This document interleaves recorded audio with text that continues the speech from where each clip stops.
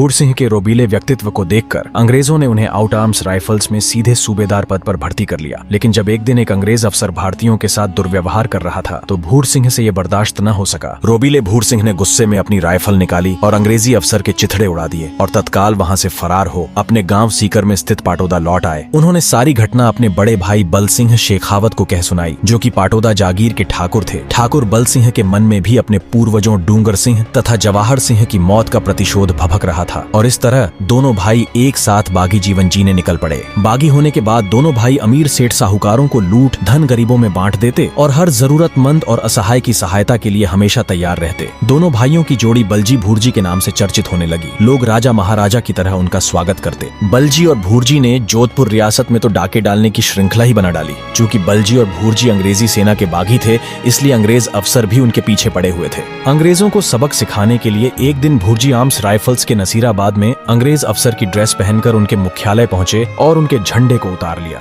वहां मौजूद सिपाहियों ने उन्हें अफसर समझ सैल्यूट किया। अंग्रेजों को जब तक माजरा समझ आता तब तक भूरजी उनकी पहुंच से दूर जा चुके थे। बाद में भूर सिंह अंग्रेजी हुकूमत के इस झंडे को अपने ऊंट की पूंछ से बांधकर रखने लगे। लेकिन कहते हैं ना, समय हमेशा एक सा नहीं रहता। एक बार बलजी भूरजी अपनी टोली के साथ डीडवाना होकर अजमेर जा रहे थे। तब जोधपुर रियासत के गुलाब सिंह नामक अधिकारी ने उनका रास्ता रोका। परिणाम स्वरूप गुलाब सिंह मारा गया। जोधपुर रियासत ने अपने जाबाज अधिकारी को खोने के बाद बलजी और भूरजी को पकड़ने का जिम्मा बख्तावर सिंह को सौंपा, जिनके बारे में कहा जाता था कि वह अधिकारी अपना काम पूरा किए बगैर घर वापसी नहीं करता था। बलजी और भूरजी को ढूंढते ढूंढते एक दिन बख्तावर सिंह की उनसे मुठभेड़ हो ही गई। बख्तावर सिंह के पास 300 से ज्यादा सिपाही थे, जबकि बलजी और भूरजी के पास गणेश दरोगा के सिवाय और कोई साथी न था। बख्तावर सिंह खुद भी बलजी और भूरजी से प्रभावित था, इसीलिए वे चाहते थे कि वे दोनों आत्मसमर्पण करते। लेकिन गुस्सैल और रोबीले स्वभाव के बलजी और भूरजी को आत्मसमर्पण मंजूर नहीं था। जिस स्थान पर वे ठहरे हुए थे वह चारणों की भूमि थी। अपने पूर्वजों द्वारा दान में दी गई भूमि पर लड़कर प्राण त्यागना उनके लिए श्रेयस्कर नहीं था। वे उस स्थान को छोड़ कुछ आगे बढ़े और शेखावतों के एक भूतपूर्व ठिकाने महनसर के पास बैरास नामक गांव की रोई में मोर्चे जमाए। ठाकुर बख्तावर सिंह भी अपने जासूसों से बारोठियों की पल पल की खबर ले रहा था। उनके बैरास गांव के जंगल में जाते ही बख्तावर सिंह आगे बढ़ा और उस स्थान को 3 तरफ से घेर लिया और सूर्योदय की प्रतीक्षा करने लगा।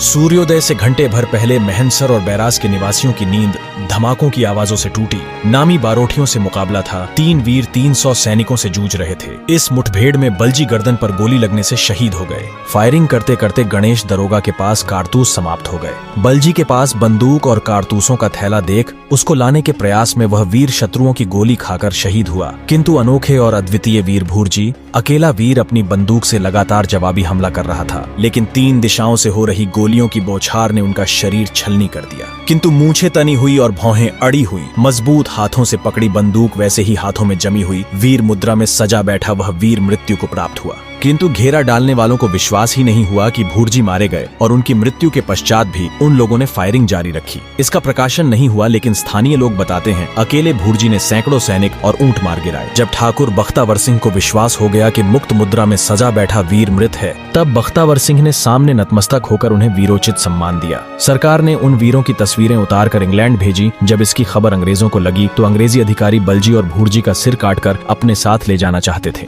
लेकिन बख्तावर सिंह और आसपास के अन्य जागीरदारों के विरोध के कारण ऐसा संभव न हो सका। उनकी मृत्यु से बख्तावर सिंह को बहुत दुख हुआ। वह भूखा प्यासा ही उनके शवों के पास 4 दिनों तक बैठा रहा और फिर दोनों का ससम्मान अंतिम संस्कार करवाकर बख्तावर सिंह अपने घर को लौटा। उनकी स्मृति स्थल पर आज भी लोग जाकर उन्हें श्रद्धा सुमन अर्पित करते हैं।